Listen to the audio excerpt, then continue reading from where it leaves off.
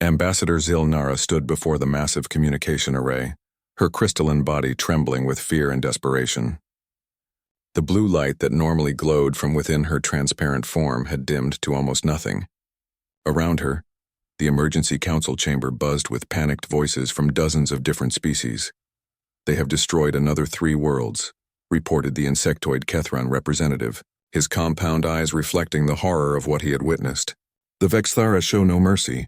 They take what they want and kill everything else." Zilnara closed her large dark eyes and tried to calm herself. As the head diplomat for the Galactic Council of Peaceful Species, she had spent her entire life solving problems through words and negotiation. But words meant nothing to the Vexthara Empire. The reptilian Saurian delegate hissed softly, a sign of deep distress among his people. "Our defense fleets cannot match their firepower. Every battle ends the same way. We lose, they advance, and more worlds fall under their control." "What about the hegemony of worlds?" asked the floating gas being from Nathara. "Surely they will help us."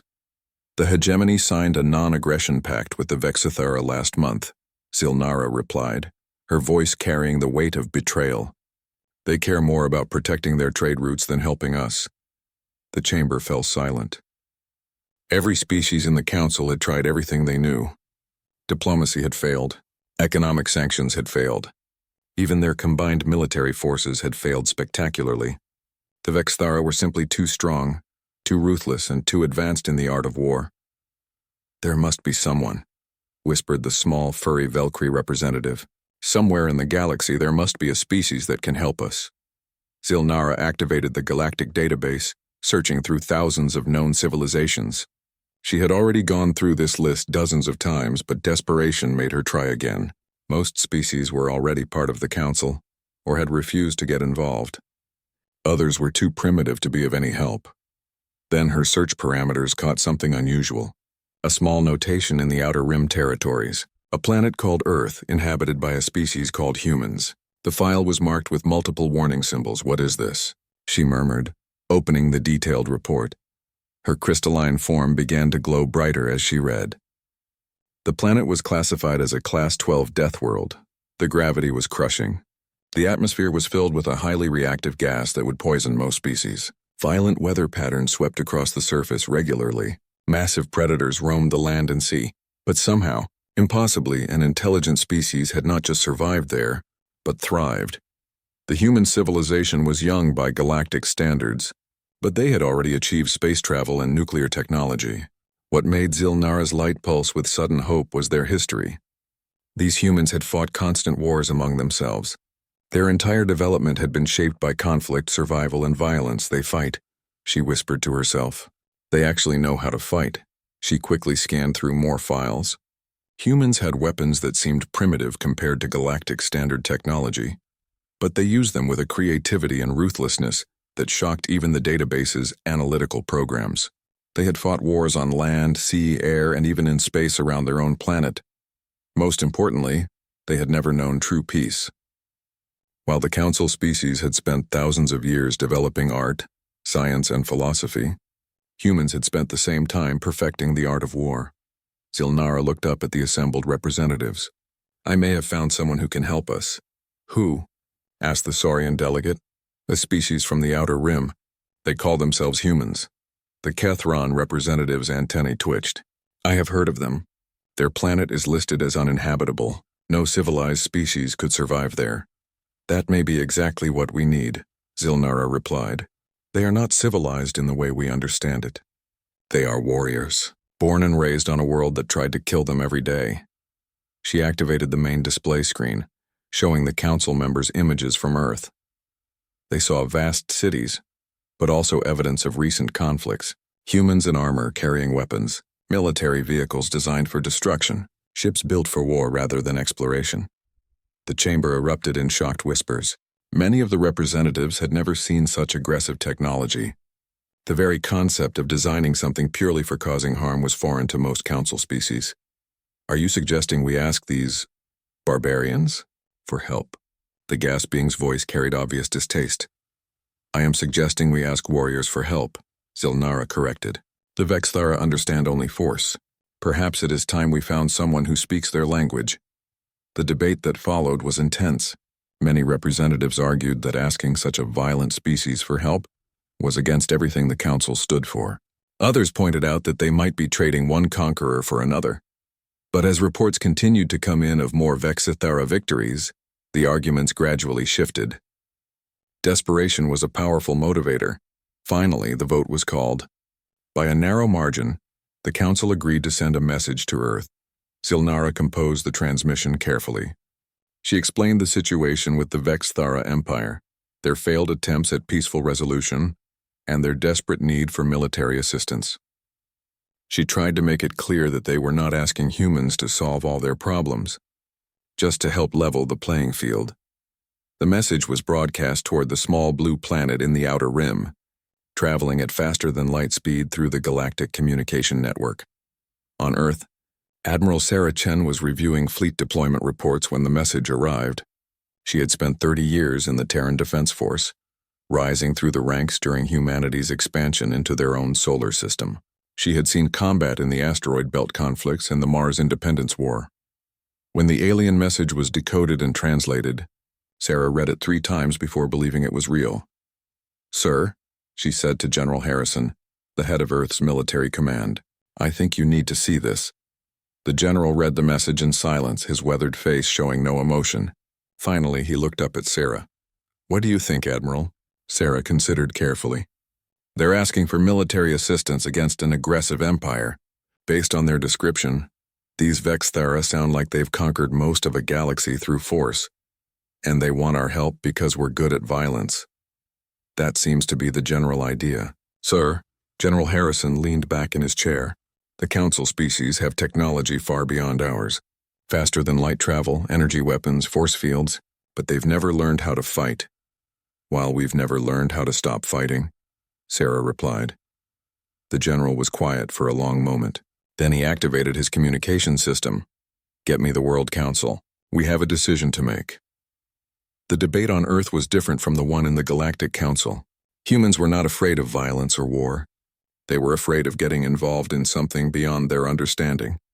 But as more details about the Vexithara Empire came through follow-up messages, public opinion began to shift. The Vexithara were bullies on a galactic scale. They destroyed entire civilizations for resources and sport. They enslaved peaceful species and treated other forms of life as completely worthless. Sarah found herself arguing in favor of intervention. "These council species are everything we claim to want to become. Peaceful, advanced, focused on science and art instead of war. If we let them be destroyed, we're basically saying that violence always wins. And if we help them, we might be starting a war we can't finish," another admiral pointed out. "Then we better make sure we win," Sarah replied. The final vote was closer than anyone expected, but humanity decided to respond to the plea for help. Admiral Sarah Chen was placed in command of the largest fleet Earth had ever assembled. 50 warships carrying 30,000 Marines and support personnel.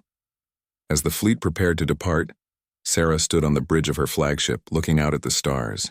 She had no idea what they would find when they reached Council space. She only knew that somewhere out there, peaceful species were being slaughtered by an empire that believed might made right. "Set course for the galactic core," she ordered. "Let's go introduce the Vexthara to humanity." The human fleet dropped out of faster-than-light travel at the edge of the Veltai system, home to the Galactic Council's capital.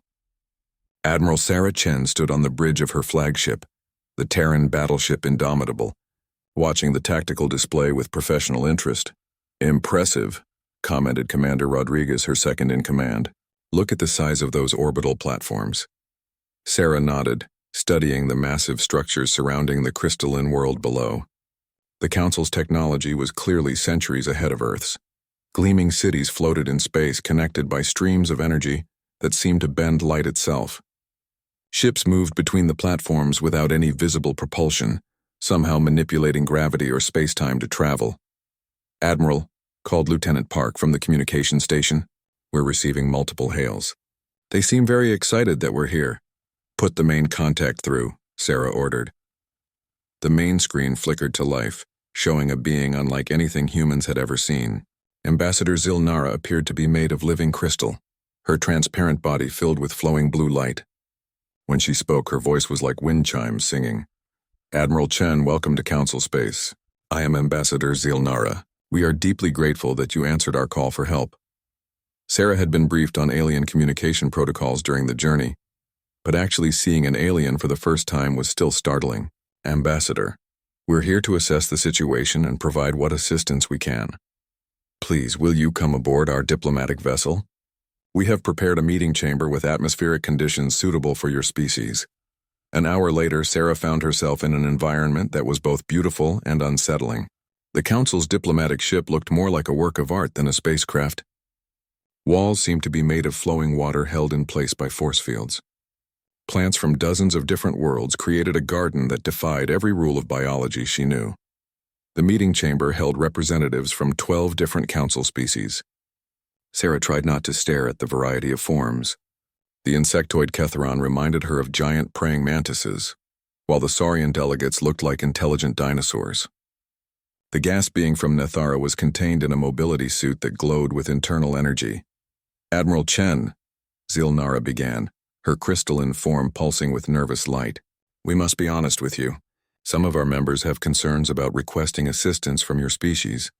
What kind of concerns? Sarah asked, settling into a chair that seemed to adjust itself to her body shape. Your reputation, said the Saurian delegate, his voice carrying a slight hiss. The database files on humanity make for disturbing reading. Your species has been in constant conflict for your entire recorded history. Sarah felt a slight irritation. We're here because you asked for military help. Did you expect us to be pacifists?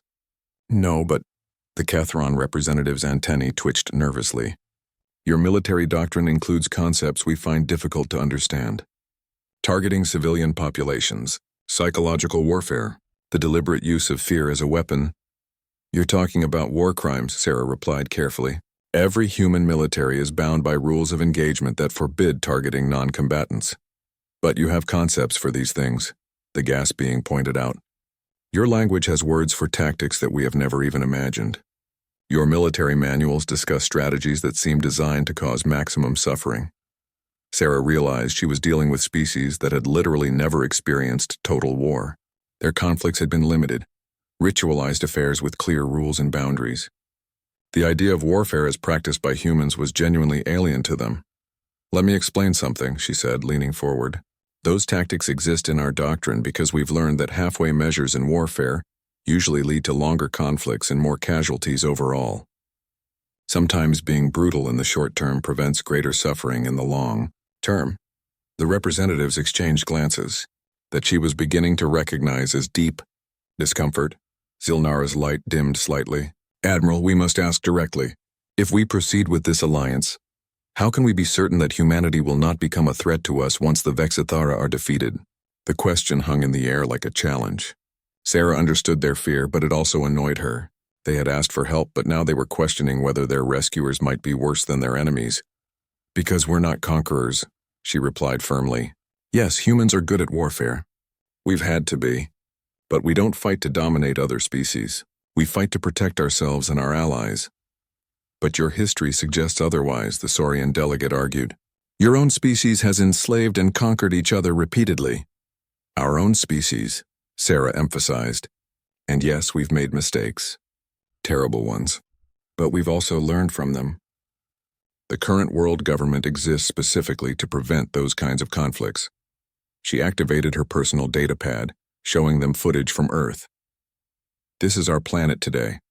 Multiple species, multiple cultures, all working together. We could have unified through conquest, but we chose cooperation instead. The aliens studied the images with obvious surprise. They had expected to see a world dominated by a single aggressive culture, not the complex multicultural civilization that Earth had become. However, Sarah continued, her voice becoming harder, if you're having second thoughts about this alliance, now is the time to say so. My fleet didn't travel across the galaxy to be treated with suspicion by the people we're trying to help. Zilnara's form flared with sudden bright light. No, please, Admiral, you misunderstand our concerns. We are grateful for your presence. We simply need to understand what we are dealing with. Then let me be clear. Sarah stood up, her military bearing making her seem larger and more intimidating in the delicate chamber. The Vexithara Empire has conquered most of this galaxy through violence and intimidation. They understand only force. You cannot negotiate with them, you cannot reason with them, and you cannot appeal to their better nature because they don't have one. She gestured toward the chamber's viewing screen, which showed the beautiful orbital cities outside. All of this, everything your civilizations have built, will be destroyed unless someone stops them. And the only way to stop them is to defeat them so completely that they never want to fight again. The chamber fell silent. Several representatives were clearly struggling with the implications of what she was saying. You are suggesting total war, the gas being said quietly. I'm suggesting victory, Sarah corrected.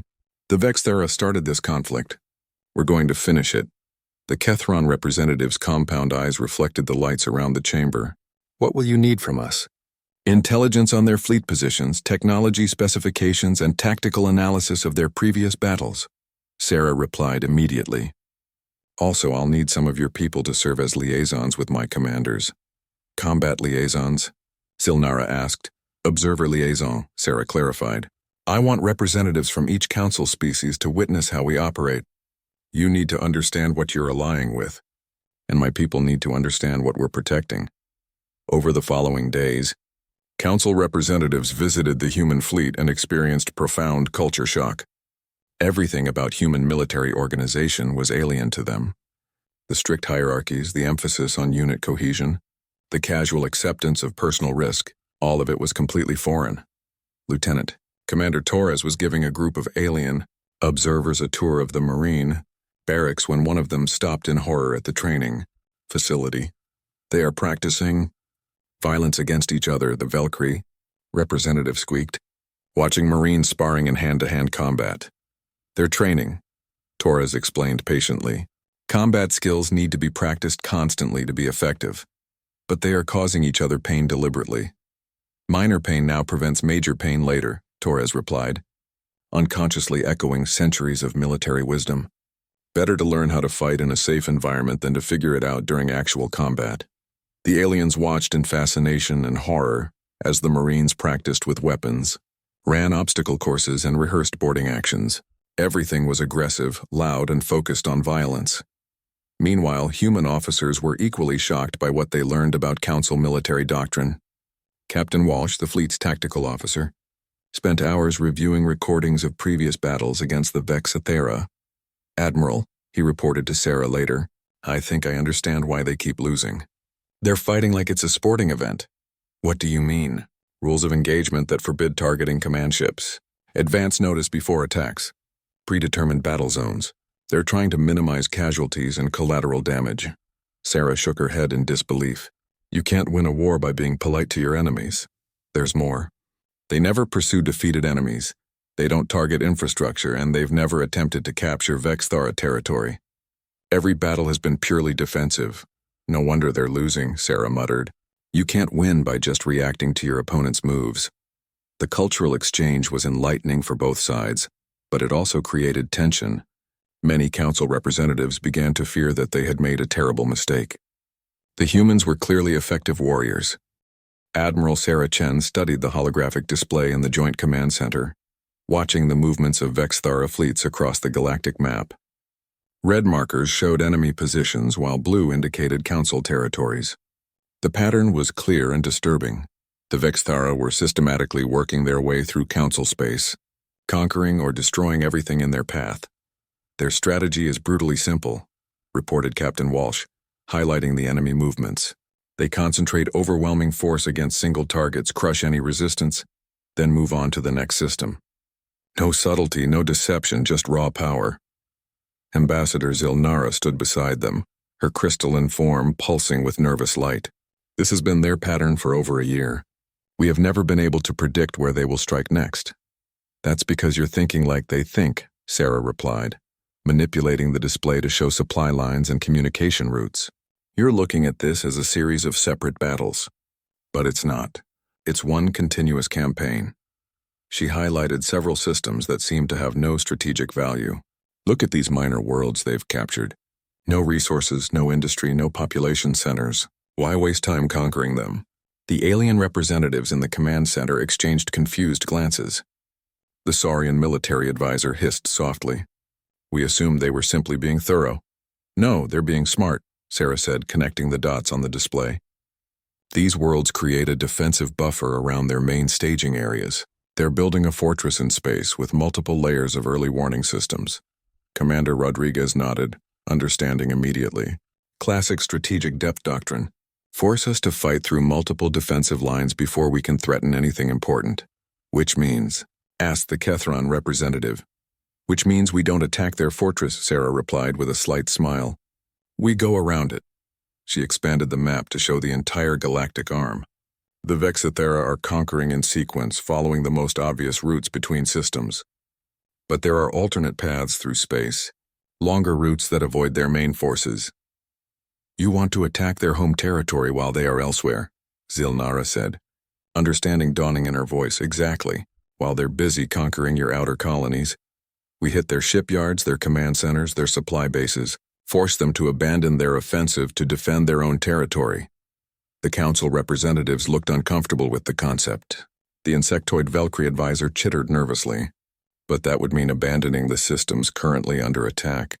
Millions of our people would be left at their mercy. Sarah's expression hardened. Some of those people are going to die no matter what we do. The question is whether we save the ones we can by ending this war quickly, or watch them all die slowly while we try to save everyone. The brutal logic of her statement silenced the chamber. These species had never been forced to make such terrible calculations before. There is another consideration, the Saurian advisor said quietly. The Vexthara have never faced significant resistance. They may react unpredictably if their home territory is threatened. Good, Sarah replied. Unpredictable enemies make mistakes, and mistakes create opportunities. Over the following days, Sarah and her staff worked with council military leaders to develop something completely new for both cultures, an integrated battle plan that combined human tactical thinking with alien technology and resources. The differences in military philosophy created constant friction. When Captain Walsh suggested using unmarked ships to gather intelligence behind enemy lines, the council representatives were horrified at the concept of deception in warfare. You want our vessels to operate without identification, the Kethron military leader said, his compound eyes reflecting obvious distress. This violates every convention of civilized conflict. Civilized conflict is a contradiction in terms, Walsh replied bluntly. The Vexithera aren't following your conventions. Why should we handicap ourselves by following rules they ignore? Because we are not like them, Zilnara interjected firmly. If we abandon our principles to defeat them, what separates us from them? Victory, Sarah said quietly, entering the conversation. Look, I understand your moral concerns, but you called us here to win a war, not to preserve your philosophical purity. She activated a holographic display showing recent battle footage from Vexthara attacks. The images were horrific. Cities burning, civilians fleeing, entire species being loaded onto slave ships. Every day we spend debating ethics is another day they spend destroying civilizations. Your principles are admirable, but they're useless if everyone who shares them is dead. The argument continued for hours, but gradually the council representatives began to accept the necessity of what Sarah was proposing. They were learning that war was not a philosophical exercise. It was a practical problem that required practical solutions.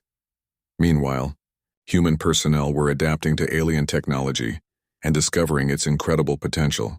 Lieutenant Commander Torres led a team of Marines in testing council weapons and equipment. The energy rifles are impressive, Torres reported to Sarah. 3 times the power of our best plasma weapons, and they never need ammunition. But they have built-in safety features that prevent them from being used against certain target types. What kind of safety features? The weapons literally will not fire if the target is classified as civilian infrastructure or non-combatant personnel. There's some kind of AI system that analyzes targets and blocks the firing sequence if it violates council rules of war. Sarah shook her head in amazement. They built weapons that refuse to commit war crimes. It gets better. Their warships have the same restrictions. The targeting computers will not lock onto hospitals, schools, residential areas, or any facility marked as civilian. Can we override those restrictions? Torres hesitated. Probably, but it would require completely rewriting their control systems. The aliens seem very nervous about that possibility.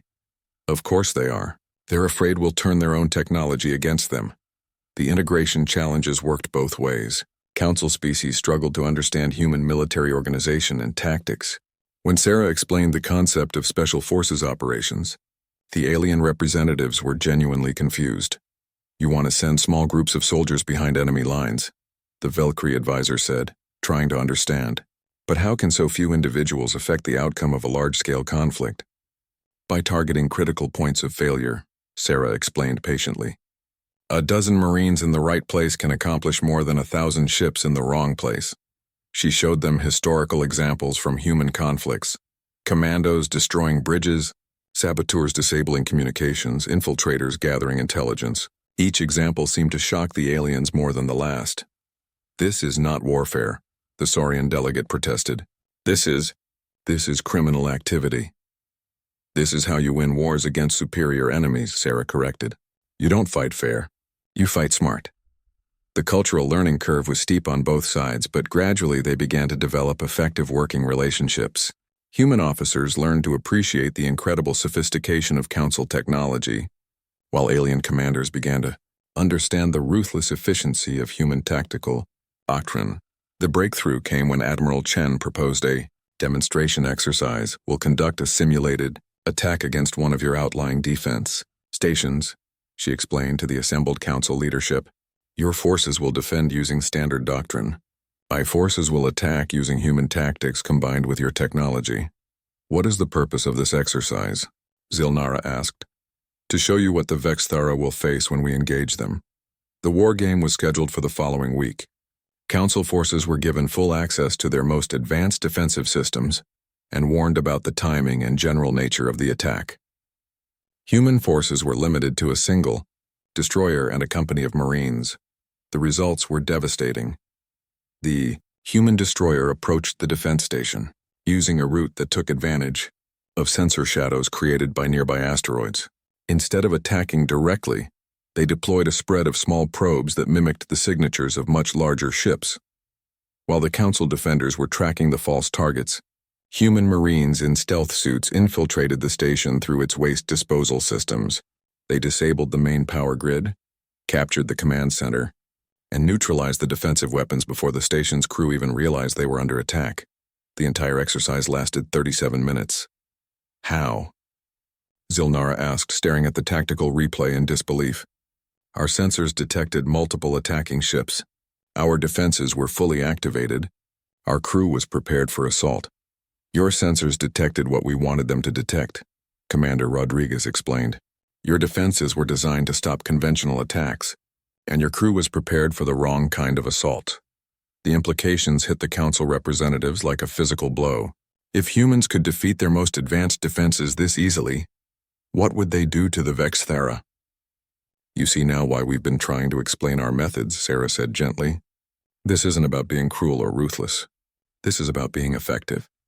The Vexthara have been winning because they're stronger than you." General Crixoth stood on the command deck of his flagship, studying the tactical displays with growing satisfaction. The conquest of the Valkyrie homeworld had proceeded exactly as planned. The weak Council species had offered their usual pathetic resistance before surrendering. "Another glorious victory for the Empire," his aide declared, bowing low before the massive reptilian commander.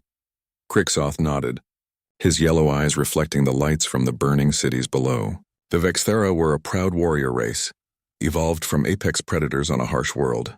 They had built their empire through strength and had never encountered meaningful resistance. "Signal the fleet," he commanded. "We move to the next system in 3 rotations."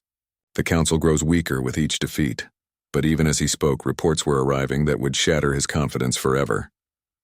"General," called the communications officer, his voice carrying an unusual note of urgency, "we're receiving distress signals from the Cathara system."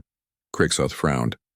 Cathara was deep in Vexthara territory, far from any Council forces. "What kind of distress signals?" "Unknown attackers, sir. The garrison commander reports ships of unfamiliar design conducting coordinated strikes against our shipyards and supply depots. Council forces do not have the range to reach Cathara," Crixoth said dismissively. "It must be some kind of equipment malfunction." But over the next few hours, more reports flooded in. The Malveran industrial complex had been destroyed. The communications relay at Zethmar was offline. Supply convoys throughout the rear sectors were simply vanishing. "Show me the tactical overview," Crixoth demanded. The holographic display revealed a pattern that made no sense. Red markers indicated attacks across dozens of systems, all far behind the front lines. The strikes seemed to be targeting infrastructure and logistics rather than military targets. "This is impossible," Crixoth growled. "Council forces lack the capability for such widespread operations." "Sir," his intelligence officer reported nervously, "preliminary analysis suggests these are not Council ships. The energy signatures and tactical patterns are completely unknown." For the first time in his military career, General Crixoth felt a touch of uncertainty. The Vexthara Empire had conquered through overwhelming force applied at decisive points. This scattered, coordinated assault on their rear areas was unlike anything they had encountered. "General," the communications officer's voice was now openly panicked. "The Drakmor system is under attack. Multiple unknown vessels have engaged the defense fleet. Patch me through to the sector commander." The screen flickered to life, showing Commander Veltash on the bridge of his battleship. Sparks flew from damaged consoles behind him, and the image shook from weapon impacts. "General, we are under attack by unknown forces. Their ships are smaller than ours but incredibly aggressive. They refuse to follow standard engagement protocols." "Explain," Crixoth demanded. "They do not maintain formation. They do not announce their intentions.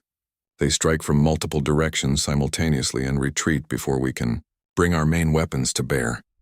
The transmission cut to static as Veltash's ship was destroyed. Crixoth stared at the blank screen in shock. The Drakmor system had been defended by 12 heavy cruisers and a battle station. What kind of force could overwhelm such defenses? His answer came 6 hours later when Admiral Sarah Chen's fleet dropped out of hyperspace at the edge of the Valkyrie system. "General," the sensor operator reported, his voice barely steady, 50 unknown vessels have just appeared. They are broadcasting on all frequencies. Put it through." The main screen showed a being unlike anything the Vexthara had ever seen. Admiral Chen sat in what was obviously a military command center, but everything about her radiated controlled aggression. Behind her, officers moved with practiced efficiency, their faces showing no fear or hesitation. "I am Admiral Sarah Chen of the Terran Defense Force," she announced. "By authority of the Galactic Council of Peaceful Species, I am ordering all Vexthara forces to withdraw from this system immediately." Crixoth felt his blood heating with rage. "I am General Crixoth of the Vexthara Empire. You will surrender immediately or be destroyed. No force in this galaxy can stand against our fleets." Sarah's expression didn't change. "General, you have exactly 1 hour to begin your withdrawal. Any Vexthara forces remaining after that deadline will be considered hostile and dealt with accordingly." "You dare threaten the Empire with your pathetic fleet?" "I'm not threatening you, General. I'm informing you of the consequences of your choices." The transmission ended, leaving Crixoth staring at a blank screen. Around him, his bridge crew waited for orders. The Vexthara had never retreated from a weaker enemy. It was against everything they believed in. "Signal the fleet," Crixoth commanded. "All ships will maintain position. If these aliens want a battle, we will give them one they will never forget."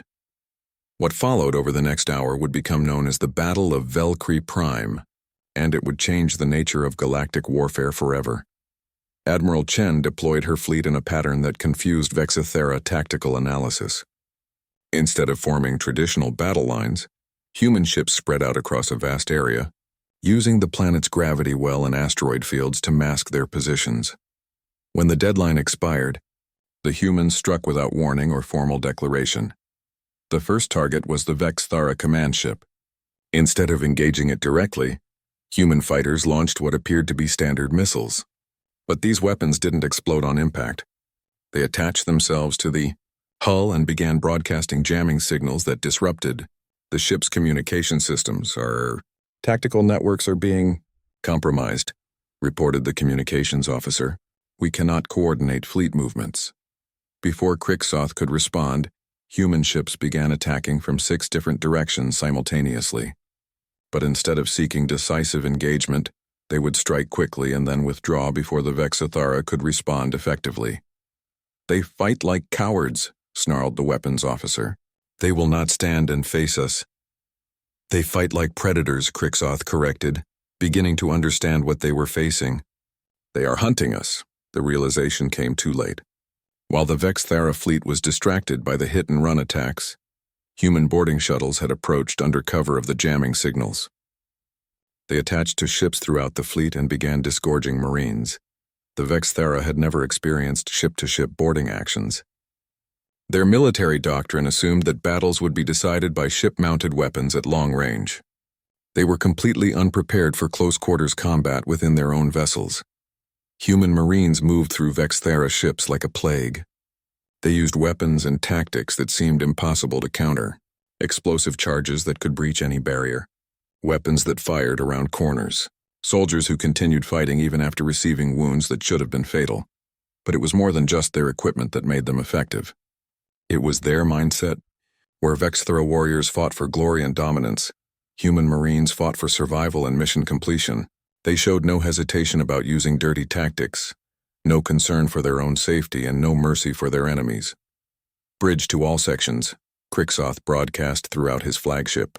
Repel boarders immediately. But even as he spoke, human Marines were cutting through the blast doors that protected the command deck. They moved with coordination that seemed impossible, communicating through hand signals and anticipating each other's actions.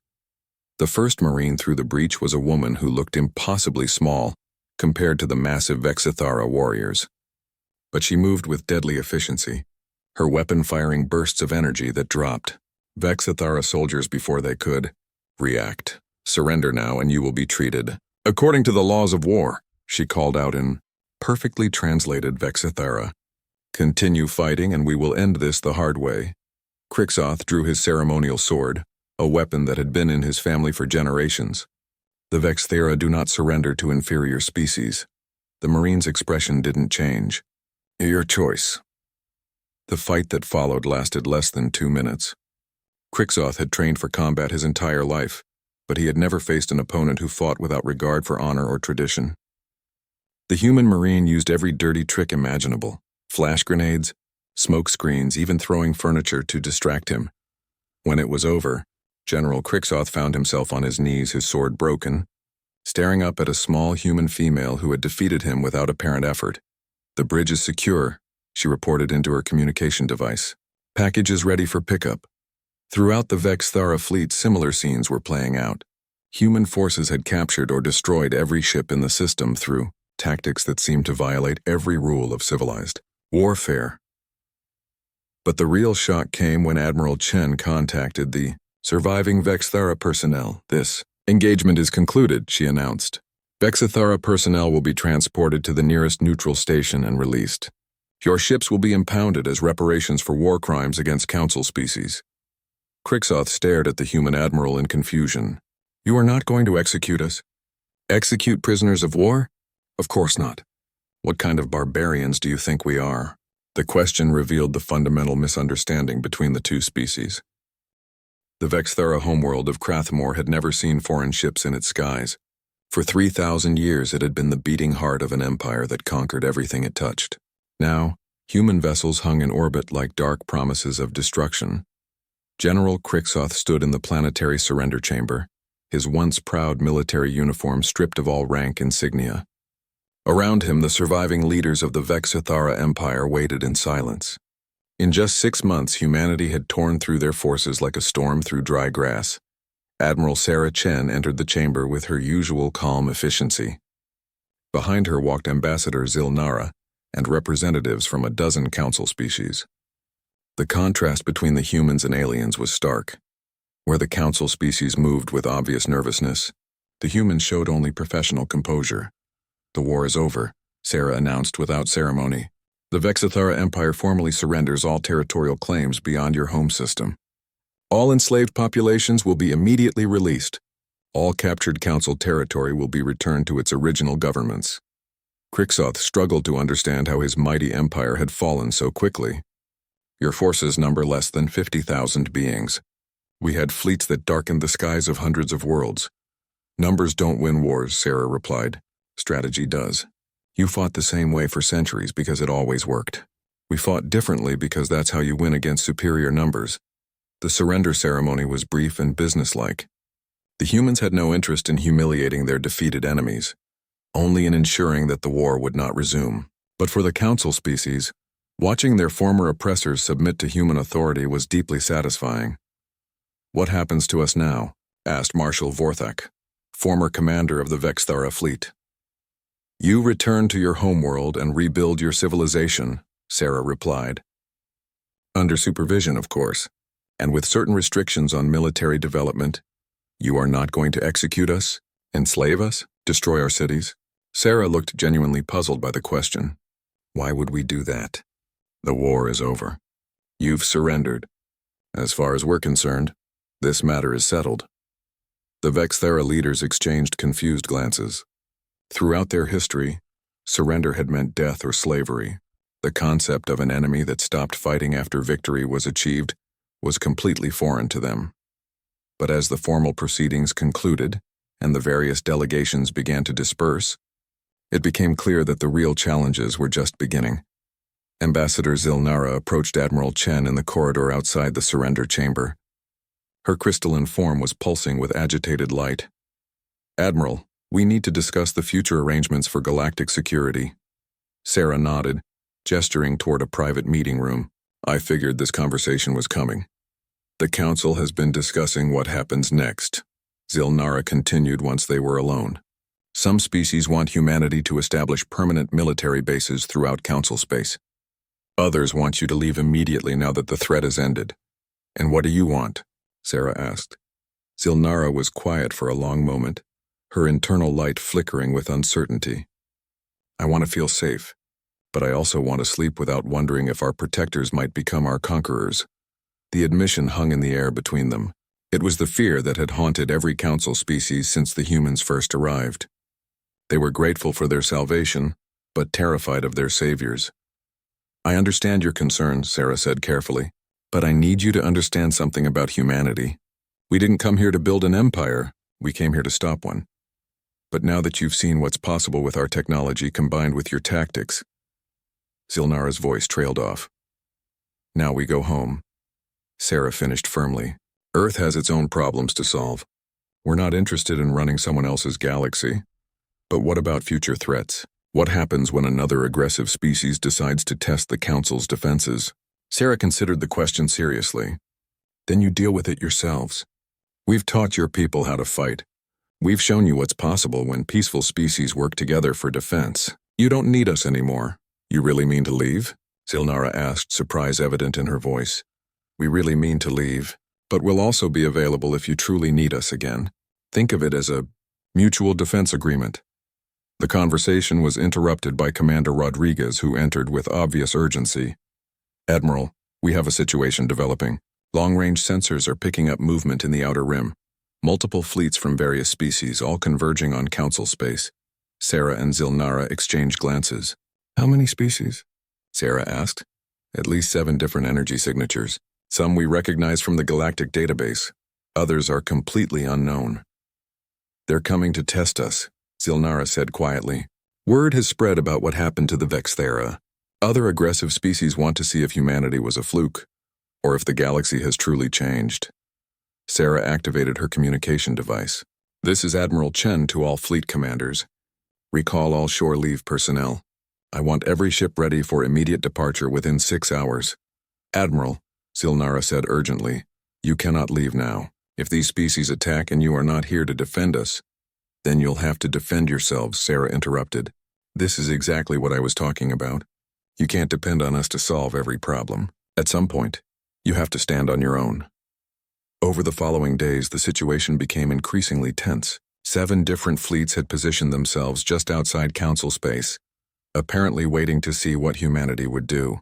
Each represented a species that had been watching the war with great interest. The Hegemony of Worlds, the same group that had signed a non-aggression pact with the Vexthara, sent a diplomatic message demanding clarification of human intentions regarding galactic stability. The Krellian Consortium, a collection of militaristic trading guilds, requested negotiations regarding territorial boundaries and resource allocation. Most ominously, the Devourers, a species that consumed other forms of life for sustenance, simply sat at the edge of sensor range and waited. "They're testing us," Captain Walsh reported during the daily briefing. Each species wants to know if we'll defend Council space against all threats, or just the ones we choose to fight. And what's our answer? Asked Commander Torres. Sarah looked around the room at her senior officers. Our answer is that we're going home. If these species want to fight the Council, they'll have to do it without worrying about human intervention. Ma'am, Rodriguez said carefully, that might encourage them to attack. It might, but it might also make them think twice about what they'll face if they do attack. The human fleet's preparations for departure created panic throughout Council space. Emergency sessions were called in every government. Desperate pleas for humanity to reconsider filled the communication channels, but Sarah remained firm in her decision. 3 days before the scheduled departure, she called a final meeting with all Council leadership. You asked us to help you defeat the Vex Thara, she told the assembled representatives. We did that. You asked us to teach you how to defend yourselves. We did that too. Now it's time for you to prove that you learned the lessons. But we are not warriors like you, protested the Valkyrie representative. We cannot fight the way humans fight. You don't have to fight the way humans fight, Sarah replied. You have to fight the way your species fight. Use your advantages, your technology, your intelligence, your ability to work together. You're not as helpless as you think you are. What if we fail? Asked the Saurian delegate. Then you fail. But you'll fail while standing up for yourselves instead of hiding behind someone else's strength. The meeting ended without resolution, but Sarah's mind was made up. The human fleet would depart as scheduled. On the day of departure, Admiral Chen stood on the observation deck of her flagship, looking down at the Council worlds below. Ambassador Zilnara had requested a final private meeting. I understand why you're doing this, Zilnara said, her crystalline form glowing with resigned acceptance, but I want you to know that many of us will die because of your decision. Some of you might die, Sarah agreed. But you'll die as free beings defending your homes, not as slaves begging for mercy from conquerors. There's a difference. Is there? When we're dead? Sarah was quiet for a moment. My species has a saying, those who would give up essential liberty to purchase a little temporary safety deserve neither liberty nor safety. You can't be free if you're always dependent on someone else to protect you. And if we discover that we truly cannot defend ourselves without you, then call us. But try first. You might surprise yourselves. As the human fleet prepared to enter hyperspace, final reports came in from the outer rim. The various aggressive fleets were still holding their positions, apparently waiting to see what would happen once the humans left. Admiral, reported the communications officer, we're receiving a transmission from the Hegemony fleet. They're demanding to speak with you directly. Put them through. The screen showed a being that looked like a cross between a shark and an octopus, with intelligent eyes that held obvious malice. I am Fleet Marshal Kethmora of the Hegemony, the creature announced. Your departure from Council space has been noted.